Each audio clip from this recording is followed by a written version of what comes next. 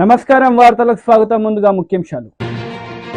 విశాఖపట్నం ప్రజాగళం సభలో పాల్గొన్న టీడీపీ అధినేత నారా చంద్రబాబు నాయుడు. సీఎం జగన్ పై పలు విమర్శలు. ఫారెన్ మీటింగ్ లో పాల్గొన్న ఎంపీ బండి సంజయ్. బీఆర్ఎస్ కాంగ్రెస్ పార్టీలపై పలు విమర్శలు. టీడీపీది మోసపూరిత మేనిఫెస్టో అని నంద్యాల జిల్లాలోని డోన్ నియోజకవర్గం వైసీపీ ఎమ్మెల్యే అభ్యర్థి బుగ్గన రాజేంద్రనాథ్ రెడ్డి అన్నారు. గురువారం నాడు బేతంచెర్ల పట్టణంలో రోడ్ షో నిర్వహించి పాత బస్టాండ్లో ఆయన మాట్లాడారు. పోటీ చేయాలని చెప్పి ప్రయత్నం చేసినప్పుడు వివిధ ప్రాంతాల నుంచి వచ్చిన ఎట్లయితే భారతదేశానికి బ్రిటిష్ వాళ్ళు వచ్చి ఇక్కడ పాలన చేసినారో వివిధ ప్రాంతాల నుంచి వచ్చిన వాళ్ళందరూ కూడా హేళన చేసినారు. ఈ బేతంచెర్ల వాళ్ళు రాజకీయాలు చేస్తారా? అంచెలంచెలుగా అక్కడి నుంచి 2014 ఎన్నికలు, 2019 ఎన్నికలు, ఈరోజు 2024 ఎన్నికలకు వచ్చేటప్పటికి బేతంచెర్ల అనేది, డోన్ అనేది ఆంధ్ర రాష్ట్ర చిత్రపటంలో ఉండాలి. ఎన్నికలు ఆధారపడి ఉంటుందో ఆ ప్రణాళికలో, ఆ కూటమిలో పెద్ద పార్టీ అయిన బీజేపీ ప్రతినిధి ప్రధానమంత్రి గారి ఫోటో లేదు. ఎందుకు అని అడిగితే వద్దన్నాడు. అదేవిధంగా ప్రణాళిక రిలీజ్ చేసేటప్పుడు ముగ్గురు నిలబడితే బీజేపీ ప్రతినిధి ఆ ప్రణాళిక పట్టుకోమని చేతికిస్తుంటే వద్దు అన్నాడు. అంటే అర్థం ఏంటి? బీజేపీ పార్టీ ఆమోదము ఆ ప్రణాళిక ఉందా లేదా అనేది మీ అందరూ కూడా ఆలోచించుకోమని చెప్పి అడుగుతాను. అంటే ఏ విధంగా ఉందంటే, సామాన్య మానవునికి అర్థం కావాలంటే సులభంగా ఒక ఉమ్మడి కుటుంబం ఉండి, ఉమ్మడి కుటుంబంలో ముగ్గురు అన్నదమ్ములు ఉండి, ఆ ముగ్గురు అన్నదమ్ముల మధ్యలో పెళ్లి ఒక ఆడపిల్లకి, ఇంట్లో ఆడపిల్లకు మాట్లాడేటప్పుడు కట్నాలు కానుకలు మాట్లాడే విషయం వచ్చినప్పుడు. విశాఖపట్నం ప్రజాగళం సభలో టీడీపీ అధినేత నారా చంద్రబాబు నాయుడు పాల్గొన్నారు. ఈ సందర్భంగా ఆయన ప్రసంగించారు. ఉద్యోగాలు ఇవ్వడానికి ముఖ్యమంత్రి కావాలి, రోడ్లు వేయడానికి ముఖ్యమంత్రి కావాలి, వ్యవసాయ రంగాన్ని అభివృద్ధి చేయడానికి ముఖ్యమంత్రి కావాలి, కరెంటు కొరతలు లేకుండా కరెంట్ ఇవ్వడానికి ముఖ్యమంత్రి కావాలి, లా అండ్ ఆర్డర్ మెయింటైన్ చేయడానికి ముఖ్యమంత్రి కావాలి. అవునా కాదా అని అడుగుతున్నా మిమ్మల్ని. మాట్లాడితే నేను బటన్ నొక్కుతున్నా. ఏంటి నువ్వు నొక్కేది? నువ్వు బొక్కింది ఎంత? తమిళలో ఋషికొండ, బోడిగుండ అయిపోయిందా లేదా? అంటే ఒక మనిషి యొక్క విలాసవంతమైన జీవితానికి ప్యాలెస్ల కోసం అలవాటు పడిన వ్యక్తి హైదరాబాద్ లో లోటస్ ప్యాలెస్, బెంగళూరులో ప్యాలెస్, కడపలో ప్యాలెస్, విజయవాడలో ప్యాలెస్, తాడేపల్లి ప్యాలెస్, ఊరికొక 100 రూములు కట్టేసి కడాన విశాఖపట్నంలో రిషికొండ ఒక పవిత్రమైన కొండ. అవునా కాదా అని మిమ్మల్ని అడుగుతున్నా. అక్కడ 500 కోట్ల రూపాయలు ఖర్చు పెట్టి ప్యాలెస్ కట్టాడు. చూశారా ప్యాలెస్? ఎవరు రానిచ్చారా ఆ ప్రాంతానికి? నేను వస్తే నేను కూడా బాగూడదంట. వీళ్ళబ్బ సొమ్ము విశాఖ. పవన్ కళ్యాణ్ వస్తే ఆయన పోకూడదంట. నేను అడుగుతున్నా మిమ్మల్ని అందరినీ. అంటే ఎంత అహంకారమో మీరు ఒక్కసారి ఆలోచించండి. ఏం పేరు పెడతాడు? అది గెస్ట్ హౌస్ అంట, tourism guest house. Tourism guest house కి 500 కోట్ల రూపాయలు ఖర్చు పెట్టి ఒక రూమ్ ఇవ్వాలంటే 1 కోటి రూపాయలు అవుతుంది. ఇప్పుడు ఎవడైనా 1 కోటి రూపాయలు ఇచ్చి ఆ రూమ్ లో ఉంటారా తమ్ముళ్ళు అని మిమ్మల్ని అడుగుతున్నా. అంటే మీకేమి కోపం రావడంలా? రాలేదు, ఇంకా రోషం రాలేదు. కొంత భయం కూడా ఉంది. ఇంక భయపడక్కర్లా, అయిపోయింది, కాలం చెల్లిపోయింది. కానీ మీరు చేయాల్సిన పని ఒకటి ఉంది, పవిత్రమైన కర్తవ్యం ఒకటి ఉంది. మా చెల్లెమ్మ చెప్తా ఉంది ఎస్ సైకిల్ ని కమలం పూని గ్లాసును కూడా గెలిపించాలి. 3 ఉన్నాయి ఇక్కడ. మామూలుగా గెలిపించడం కాదు, దిమ్మ తిరగాలి, గోబ గుయ్యమనాలి, తిరిగి జీవితంలో కోలుకొని దెబ్బ కొట్టాలి. లేకపోతే ఏంటి కొండలు కొట్టేస్తారు, ఆనకొండల మేరకు కొండలే కరిగిచ్చేస్తారు, మాట్లాడితే ఎదురుదాడి చేస్తారు, అబద్దాలు చెప్తానే ఉంటారు. ఈ రోజు కూడా మాట్లాడుతున్నాడు, ఏదో రంగులు కొట్టా అంట, రంగులు పిచ్చోడు స్కూల్కి. ఏం తమ్ముళ్ళు రంగులు కొడితే చదువు వచ్చేస్తుందా అని మిమ్మల్ని అడుగుతున్నా, టీచర్లు నియమించాడా అని మిమ్మల్ని అడుగుతున్నా. ఇంగ్లీష్ నేర్పిస్తాడంట, ఇంగ్లీష్ ఎవడికి తెలియనట్టు.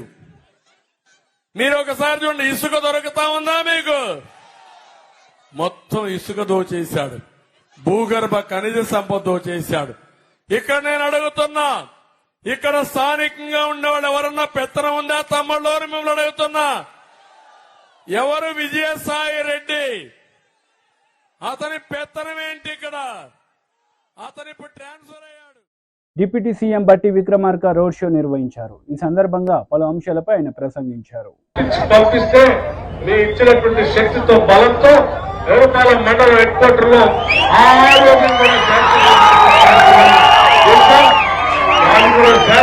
త్వరలోని దారి పనులు కూడా మొదలు పెడతాం. అట్లాగే ఎరుపాల మండలానికి సంబంధించి ఇక్కడ చదువుకుంటున్నటువంటి విద్యార్థులు చాలా పెద్ద ఎత్తున ఉన్నటువంటి పరిస్థితిని గమనించి ఈ ప్రాంతంలోనే ఇక్కడే స్థానికంగా ఒక 20-25 ఎకరాల్లో ఒక ఇంటిగ్రేటెడ్ స్కూల్ కూడా కట్టించి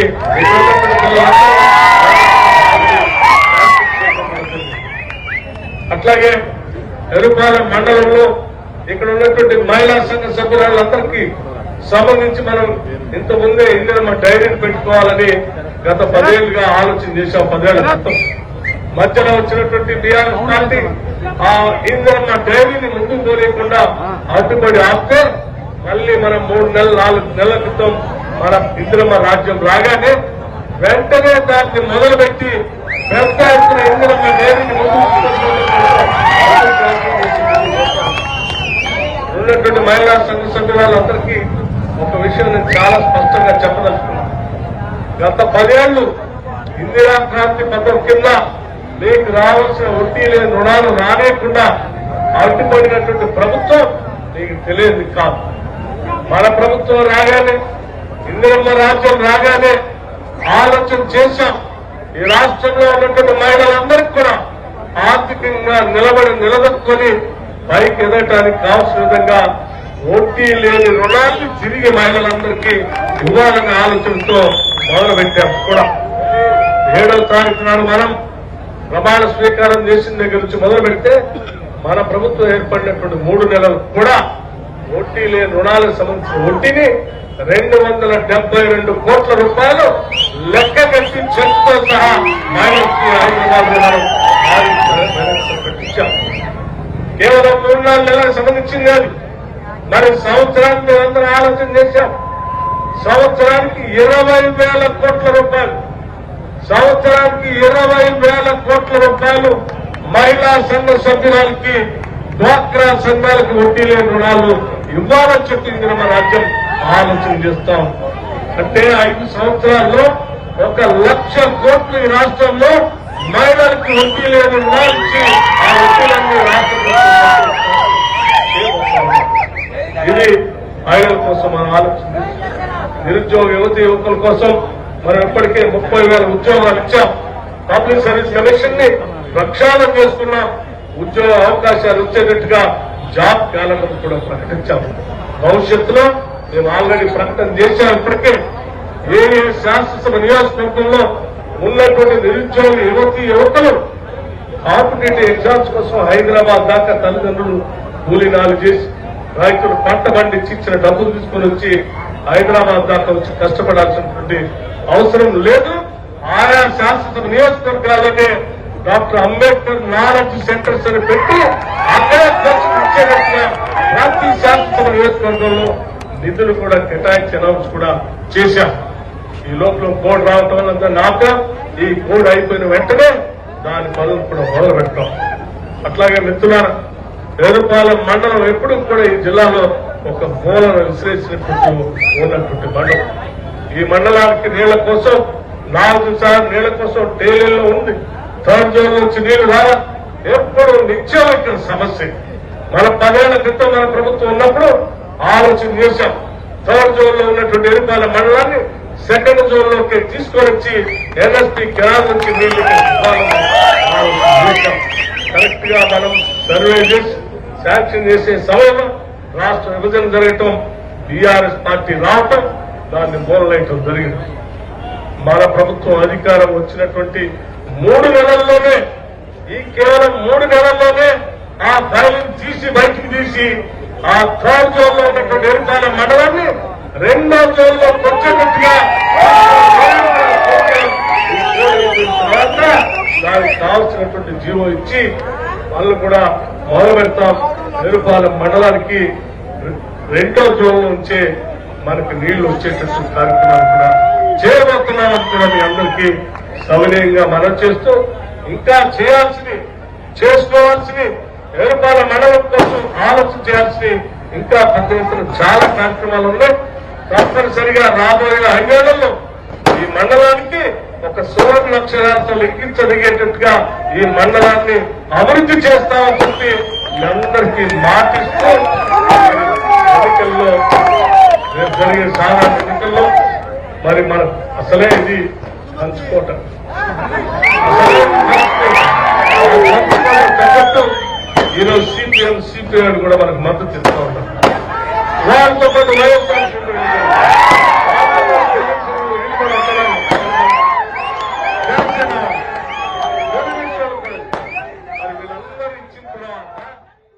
ఏపీ ప్రభుత్వ సలహాదారు సజ్జల రామకృష్ణారెడ్డి మీడియా సమావేశం నిర్వహించారు. ఈ సందర్భంగా ఆయన మాట్లాడారు.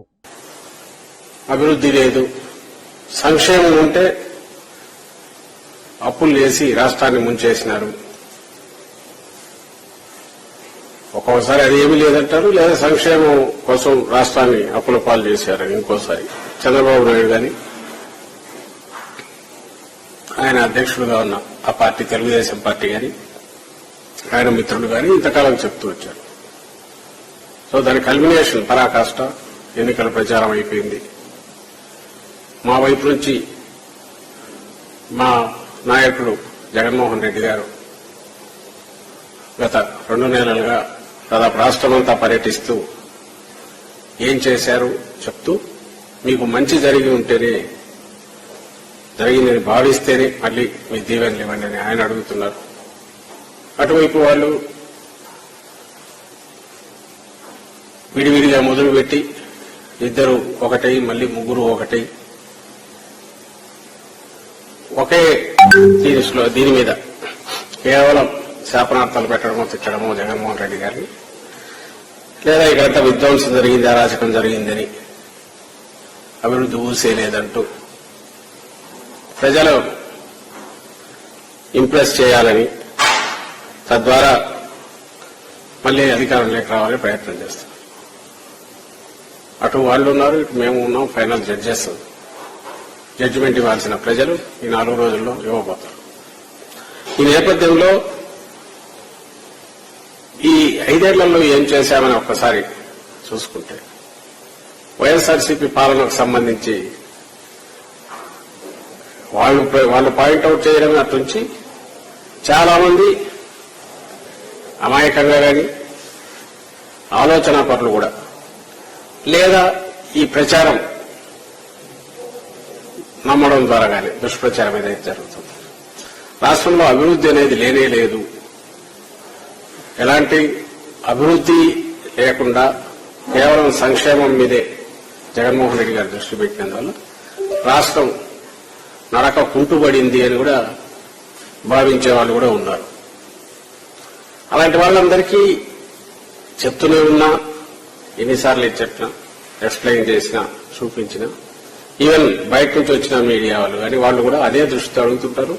మా పార్టీ వాళ్ళు కానీ మేము కానీ చెప్తూనే ఉన్నాం, ఇప్పుడు జరుగుతున్నది డెవలప్మెంట్ కాకుండా ఎట్లా పోతుందని. దాని మీద అయినా సరే ఆ వర్షన్ సరిగా ఇది లేకపోవడము, లేక అప్పటికే ఒక ఒపీనియన్ వచ్చినందువలన దాని గురించి పూర్తిగా అవగాహన లేమి కనపడుతుంది ఇప్పుడు రాష్ట్రంలో కొన్ని సెక్షన్స్ లో. డెవలప్మెంట్ అంటే ఏదో 2 బిల్డింగ్లో ఒక 2 బిల్డింగ్లో కాదు, ఎంటైర్ రాష్ట్రం ఒక బూస్టర్ డోస్ ఇచ్చినట్టుగా ఏ రకంగా అభివృద్ధి పదాన పోతోంది అన్నప్పుడు అభివృద్ధి నిర్వచనం ఏది, ఇవి అకాడమిక్ డిస్కషన్లు కూడా జరుగుతుంటాయి.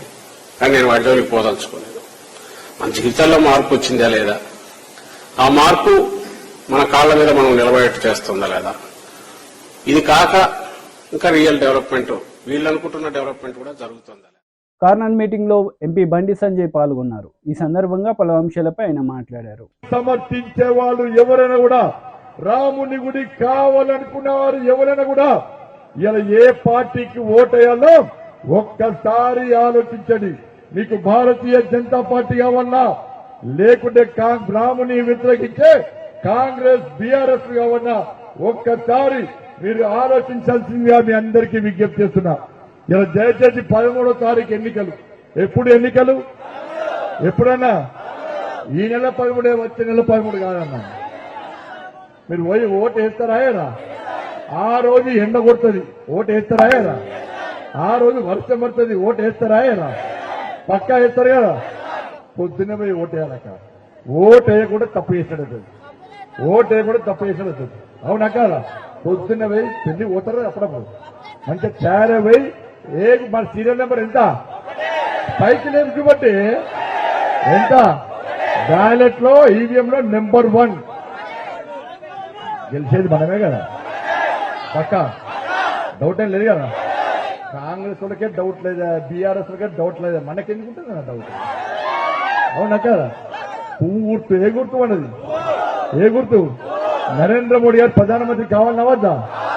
ఒక్కసారి కళ్ళు మూసుకొని ఆలోచించారన్నా. నరేంద్ర మోడీ గారు ప్రధానమంత్రి కాకుంటే బతుకుతాం మనం? బతుకుతావా? ఇలా రాష్ట్ర ముఖ్యమంత్రి ఇప్పుడు అబ్బో జగమండి నరేంద్ర మోడీ లేకుంటే దేశం పాకిస్తాన్ వాడు కొట్టుకపోతాడు, బంగ్లాదేశ్ వాడు కొట్టుకపోతాడు, చైనా వాడు కొట్టుకపోతాడు. నరేంద్ర మోడీ లేకుంటే ఈ దేశం ఉండదు. నరేంద్ర మోడీ లేకుంటే ఈ దేశంలో పేదోళ్ళు బతకరు, మనం బతకం. కాబట్టి ఇవి దేశానికి సంబంధించిన ఎన్నికలు. మన ప్రధానమంత్రి అభ్యర్థి ఎవరు? మరి ఎవరు నుంచి ఓటేస్తున్నాం మనం? ఎవరు నుంచి ఓటేస్తున్నాం? దేశ ప్రధాని నుంచి ఓటేస్తున్నామా లేదా? మరి మన ప్రధానమంత్రి అభ్యర్థమో నరేంద్ర మోడీ? మరి కాంగ్రెస్ పార్టీ ప్రధానమంత్రి అభ్యర్థి ఎవరే? మరి ఎవరు కోటేయాలి? ఇప్పుడు నేనేమంటున్నానంటే, అరే మా నరేంద్ర మోడీ దేశాన్ని రక్షిస్తాడు, దేశాన్ని అభివృద్ధి చేస్తాడు, ఈ దేశంలో పేదల గురించి ఆలోచిస్తాడు, అందుకే మా నరేంద్ర మోడీకి ఓటేయాలని మేమంటున్నాం. మరి కాంగ్రెస్ వాళ్ళ దానిలో దేశాన్ని కాపాడే నాయకులు లేరు, దేశాన్ని అభివృద్ధి చేసే నాయకులు లేరు, దేశంలో పేదల గురించి ఆలోచించే నాయకుడే లేడు. మరి ఆ పార్టీకి ఎట్లా ఓట్లేస్తామో ఒక్కసారి ఆలోచించండి.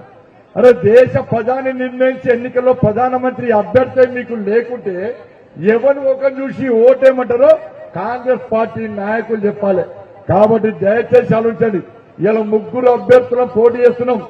ఏ అభ్యర్థి ఇలా మీకోసం కొట్లాడతాడు, భవిష్యత్తులో కూడా మీకోసం కొట్లాడతాడు, లాఠీ దెబ్బలు తినడానికి సిద్ధమవుతాడు, కేసులు భరించడానికి సిద్ధమవుతాడు, జైలుకు పోవడానికి సిద్ధమవుతాడు.